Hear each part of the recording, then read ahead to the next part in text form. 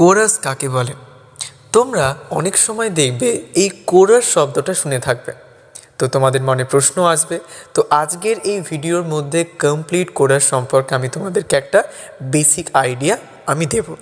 তো সাধারণত English লিটারেচারে chorus হচ্ছে একটি গ্রুপ যেটা নাটকে ব্যবহার করা হয়, এবং এটা প্রধানত গ্রিক ট্র্যাজেডিতে আমরা দেখে থাকি। কি করেন এনারা মেন অ্যাকশনগুলো যেগুলো আমাদের নাটকের মধ্যে হয় সেগুলোর ওপর কমেন্টারি করে এবং আমাদেরকে ব্যাকগ্রাউন্ড সম্পর্কে বিভিন্ন কথা বলে ওই পার্টিকুলার প্লেটার সম্পর্কে, এবং তার সাথে আমাদের মুড যে একটা সেটাকেও কি করে সেট করে, এবং তার সাথে মরাল বিভিন্ন ধরনের গাইডেন্সও আমাদেরকে দিয়ে থাকে।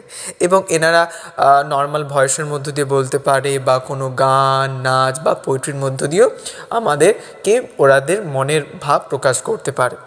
এই জন্যই কোরাস কিন্তু আমাদের গ্রিক ট্র্যাজেডির মধ্যে বা প্লের মধ্যে একটা গুরুত্বপূর্ণ ভূমিকা পালন করে, কারণ আমাদের সাথে কোরাসের একটা ভালো সম্পর্ক তৈরি করে কোরাস অডিয়েন্সের সাথে কোরাসের। তাই জন্যই কোরাস কিন্তু খুব গুরুত্বপূর্ণ একটা বলতে পারো হচ্ছে উপাদান আমাদের প্লের মধ্যে।